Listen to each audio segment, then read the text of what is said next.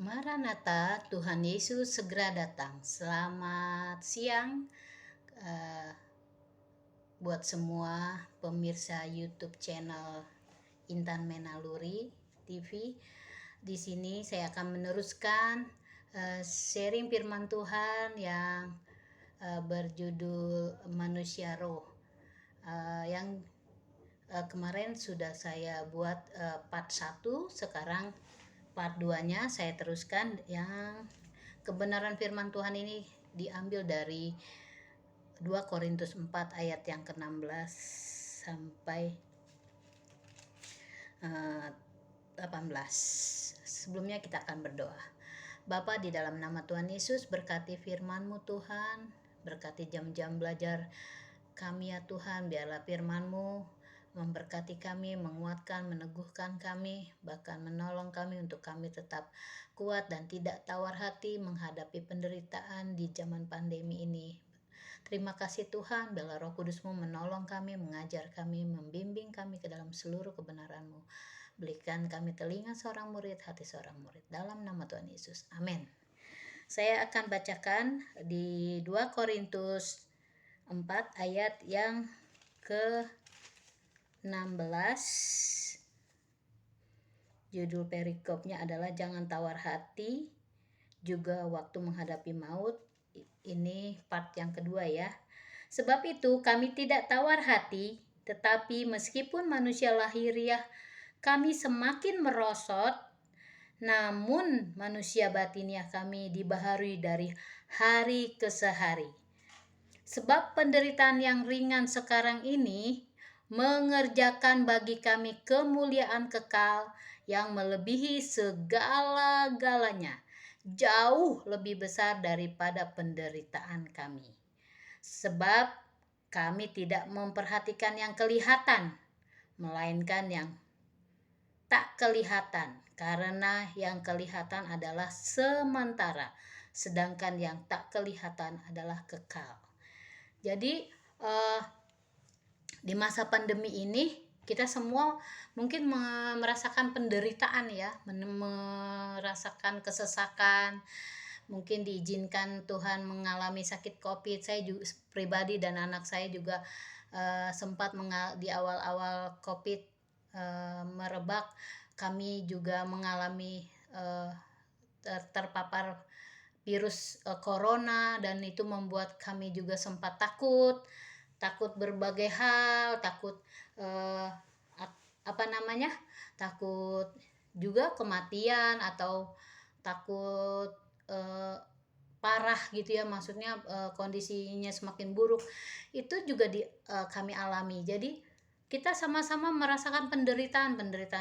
Jadi selama pandemi ini mungkin kita merasakan kesesakan ya, mengalami penderitaan sakit penyakit COVID-19, keuangan yang sedang menurun, atau kebebasan yang dibatasi. Itu membuat mungkin sebagian kita atau semuanya mengalami kesesakan.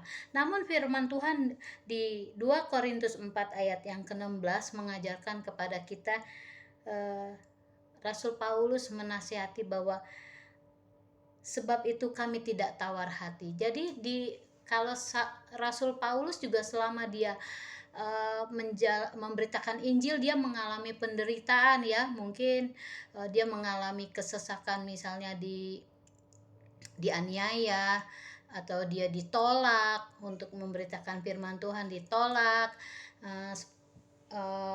banyak saudara-saudara palsu, banyak juga yang mau membunuh dia, ada juga dia mengalami karam kapal, mengalami kelaparan gitu ya, karena hidup dia kan buat Injil, jadi dia mengalami banyak kesesakan. Akan tetapi Rasul Paulus tidak tawar hati, karena dia hidup oleh roh, menjadi tawanan roh. Dia mengaktifkan manusia rohnya.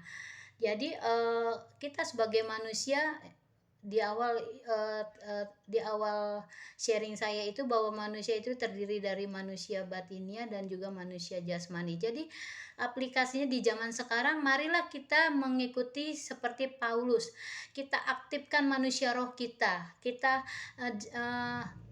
aktifkan manusia batinnya kita. Kita jangan hanya melulu melihat perkara jasmani seperti sakit penyakit ya, tentang COVID, tapi kita harus menunjukkan mata kita kepada kerajaan surga, tentang kerajaan Allah. Kerajaan Allah ialah tentang sukacita, damai sejahtera ya. Jadi bukan hanya melulu tentang yang tubuh ini, karena tubuh ini di 2 Korintus 4 dibilang semakin merosot. Ada faktor U yang menentukan kita semakin hari semakin tubuh kita semakin melemah gitu. Akan tetapi di dalam tubuh ini ada manusia roh. Jadi manusia roh itulah yang kita harus aktifkan. Manusia roh itulah yang kita harus kerjakan hari lepas hari. Jadi harus kita aktifkan dengan cara bagaimana? Kita membaca firman Tuhan, mentaati firman Tuhan, taat berdoa, taat jam-jam doa kita. Kita jangan pernah lengah gitu ya, jangan pernah lagi on fire berdoa gitu. Kalau lagi lemah, nggak doa dulu dah sehari ini. Jangan, kita harus konsisten ya, harus persisten juga, harus gigih gitu untuk melakukannya. Mungkin nggak bisa doa di pagi hari, di siang hari, di siang hari, sore hari, jadi nggak ada alasan kita untuk tidak berdoa, karena kita adalah manusia roh. Manusia roh itu perlu juga makan, yaitu makan apa?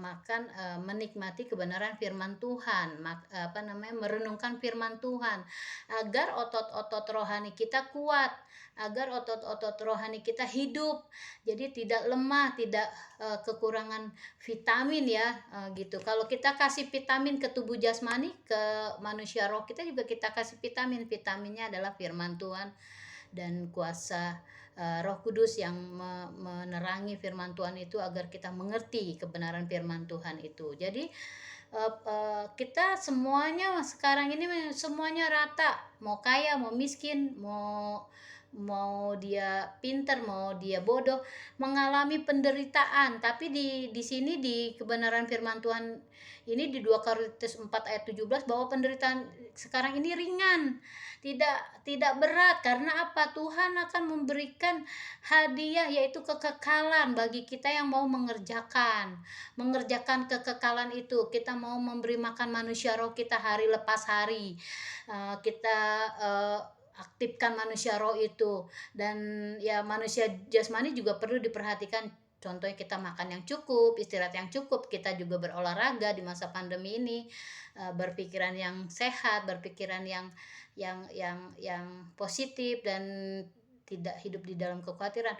Tetapi kita juga harus memberi makan manusia roh kita, yaitu dengan kita berdoa, memuji menyembah Tuhan, merenungkan firman Tuhan dan melakukan firman Tuhan, sehingga manusia roh kita menjadi sehat dan kuat gitu, terus bertumbuh dari hari lepas hari. Manusia roh kita diperbaharui, pikiran kita diperbaharui, yang tadinya pikirannya negatif, khawatir terus gitu, tertekan terus, karena kita mau memberikan makan bagi manusia roh kita, maka pikiran kita menjadi tenang, kita jadi memikirkan hal-hal yang benar, hal-hal yang manis, seperti Filipi katakan, hal yang sedap didengar, hal-hal yang terpuji. Jadi kita jauh dari segala ketakutan, dan juga perasaan kita selalu bersukacita. The joy of the Lord is my strength.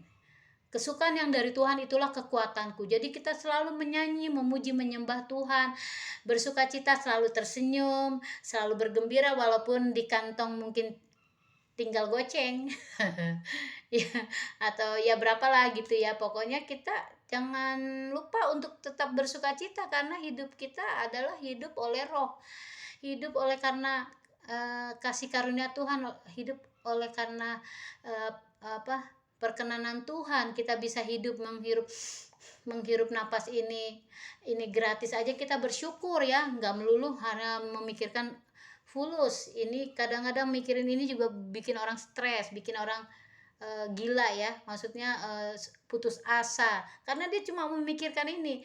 Coba kita memikirkan perkara yang di atas, di mana Tuhan ada, Tuhan Yesus duduk di sebelah kanan Allah Bapa yang memerintah. Dia nggak akan pernah meninggalkan anaknya. Kalau kita berharap penuh kepadanya, akan ada selalu jalan keluar. Jadi jangan melulu mikirin, aduh gimana ya, gua nggak punya duit nih, aduh stres, lama-lama imunnya turun, lama-lama gampang penyakit masuk. Tapi kalau kita tetap bersuka cita, kita tetap berdoa, disuruh Tuhan suruh tetap berdoa, ya kita berdoa. Kita berdoa buat diri kita, buat keluarga kita, buat bangsa kita, buat gereja Tuhan, buat seluruh umat Tuhan, buat masyarakat Indonesia yang sedang mengalami COVID. Kita doakan biar biar Tuhan yang menyembuhkan.